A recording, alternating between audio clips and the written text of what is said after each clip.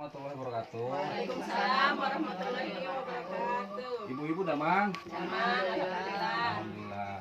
Bu, pertama-tama saya mohon maaf ini mengganggu waktunya.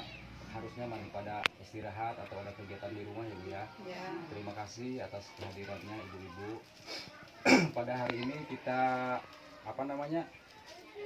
belajar pertemuan kelompok lagi Bu ya. Ibu-ibu masih ingat nggak materi yang disampaikan pertemuan sebelumnya? Masih. Oh, materi apa Bu? Coba Bu. Pemanfaatan bantuan sosial dalam memenuhi gizi anak usia dini dan ibu hamil. Oke, tepuk tangan untuk Ibu Erna.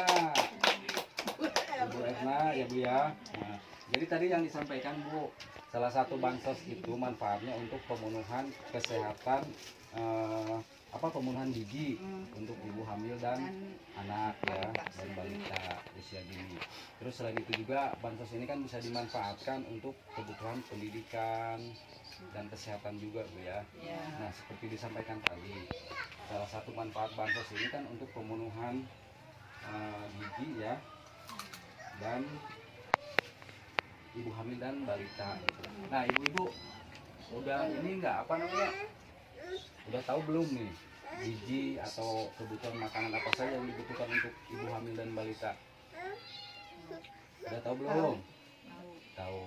Nah, kita bahas lagi bareng-bareng ya, takut pada lupa kayaknya ini nih.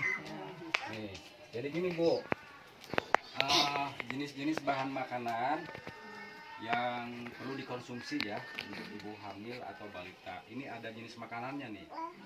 Ada karbohidrat, ada lauk pauk, ada sayur dan buah-buahan. Nah, karbohidrat ini, makanan pokok itu seperti beras di kita ya. Beras, terus di tempat lain kan ada jagung, ada. Nah, itu fungsi dari makanan itu untuk sumber tenaga, untuk berpikir dan bekerja, itu fungsi karbohidrat ya. Terus lauk pauk, ini sebagai protein. Tujuannya atau fungsi dari lauk pauk ini untuk sebagai zat pembangun sel. Jadi untuk supaya sel-sel yang rusak keisi gitu ya, bisa memperbaiki sel-sel yang rusak. Tujuan dari protein itu fungsi dari protein itu. Terus ada sayur-sayuran dan buah, ini sebagai vitamin dan mineral. Fungsinya membantu proses kerja tubuh dan mencegah berbagai penyakit. Nah, ini Bu, jenis-jenis makanan yang diperlukan untuk ibu hamil dan balita gitu ya. Nah, untuk selanjutnya Bu, kita bagi tugas ya. Bagi tugas, nanti tugas kelompoknya sesuai ini nih. Nanti kelompok karbohidrat, kelompok protein, kelompok sayur. Nah, kita kan ada berapa nih? 1, 2, 3, 4, 5, 6 ya. Nah, nanti ibu-ibu ini sekelompoknya 2 orang, kita diskusi nih.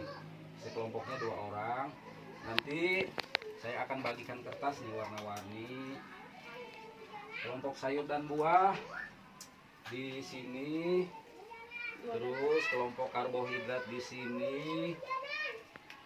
Mana lagi kertasnya ini ya? Ini kelompok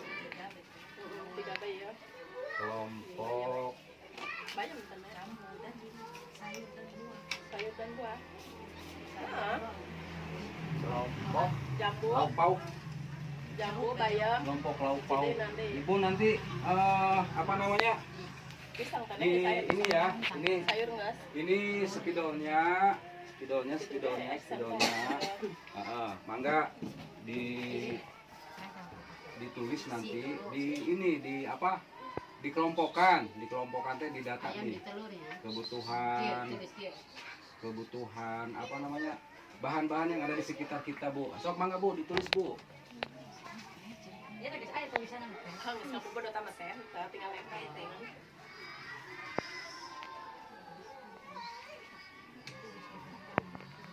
Udah? Sok Bu, dari Ibu Bu Reni. Kelompok Bu Reni ditempel. Ditempel ke sana teh. Itu kelompok apa itu? Sayuran di sini nih, sayuran sama buah.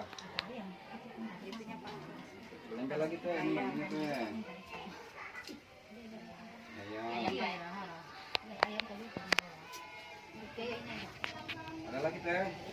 Nak. Supaya buah-buahan apa itu Ada nih, bisa ngambil. Gula, oke. Terima kasih kelompok buah-buahan. Kelompok lauk pauk, kelompok lauk pauk. Teh anu beureup. Tempel teh. Nah, hiji-hijipan. Besok teh, tempel. Tilu bae, Rin, tilu bae. Ininya. Eta teh. Dari video. Rin, nah di lampu teh biasanya Rin atuh kok. Ini mah Rin. Rin, bukan ini mah. Kelompok apa namanya? Makanan pokok ya. Tempel sok. Habis ini teh anu kuning kan eta. Yuk ditempel lagi. Tempel lagi. Nah. Oke, terima kasih. Duduk lagi ya Bu ya. Duduk lagi. Oh ibu-ibu, ini di sini tabel isi piringku ya Bu ya. Jadi untuk memenuhi kebutuhan gizi ibu hamil dan menyusui atau balita ini anak-anak, di piring itu perlu ada ini nih. Ada sebagai bahan makan pokoknya ada beras ya. Kalau di kita kan ada beras, ada jagung juga, ada kentang. Ini di beberapa daerah kan ada yang makan jagung juga sebagai kebutuhan pokok. Kalau di kita kan beras ya. Nah, kelompok apa namanya buah-buahannya ada wortel, sayurannya wortel ya, ada pepaya, ada bayam dan lain-lainnya. Ikannya juga ada ayam, ada telur sebagai sumber ini ya protein ya. Ada lagi nggak Bu selain ini kira-kira? Masih banyak ya. Ibu-ibu udah pada inilah pasti ya, udah pada tahu gitu, udah pada mengetahui. Apa namanya? Selain ikan, ini kan sebagai sumber protein kan ada telur juga, ada tempe ya sebagai sumber protein apa namanya protein nabati ya.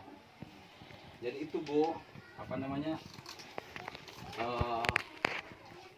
ibu hamil dan balita ini atau anak-anak ini kan masih sangat perlu, sama sih sebetulnya yang dewasa juga ya. Nah tujuannya agar gizinya seimbang itu kan proteinnya, karbohidratnya dan sayur-sayurnya kan harus terpenuhi. Nah tujuannya apa? Biar anak ini kan bisa sehat, tumbuh sehat, cerdas dan tidak stunting Bu. Ibu-ibu ya paham ya? Nah ini diingetin nih nanti di rumah gitu tuh. Jadi sebetulnya selain kita bisa beli dengan uang yang dari bantuan pemerintah atau bantuan sosial kan kita bisa berusaha sendiri gitu loh, kayak kangkung atau ikan itu kan bisa mau diurang mah bisa ngajala apa gitu ya.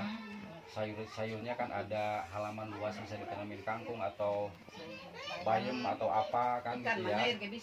Ikan bisa nyair katanya kan gitu. Jadi itu Bu, tidak tergantung kita harus beli ya. Misalkan dapat BPNT kita beli, tidak usah kan, hal-hal yang lain kan bisa dibeli selain dari yang di warung kan. Nih kayak gini nih lah, ini pisang, ini bayam kan, ini dari kebun ya Teh? Iya, di kampung mah banyak Pak. Banyak, Itu. ini kan Pisang, harus beli. harus beli. Jadi Bayam. ini sama manfaatnya, diperlukan juga di apa namanya untuk pemenuhan vitamin ya Bu. Nah terus Tahu tempe ya. ibu juga harus inget nih, harus inget ada apa namanya 10 pesan menu gizi seimbang. Nah menu gizi seimbang itu kan tadi ini ya, ada karbohidrat, ada protein, ada buah-buahan dan sayur juga sebagai vitamin dan mineral. Ini ada 10 pesan menu gizi seimbang. Ibu-ibu ada yang mau bantu buat membacakan ini? Baca sahan anak maca Oh, Rin. Ini kayak- belum sa. Ini hudang mah kan baca Ini bahasa. Tenur, bantuin saya Teh. Di situ Nomor kan 1 nomor sampai baca nomor 3 bahasa. ada dibantuin nih. Mesti ngira bae ka ditu. Ayo nomor 1 apa Teh? Syukuri dan nikmati aneka ragam makanan. Iya. Yang kedua, banyak makan buah dan sayur. Ya. Yang ketiga, biasakan mengonsumsi lauk pauk yang mengandung protein tinggi. Oke, terima kasih Teh. Tepuk tangannya dong.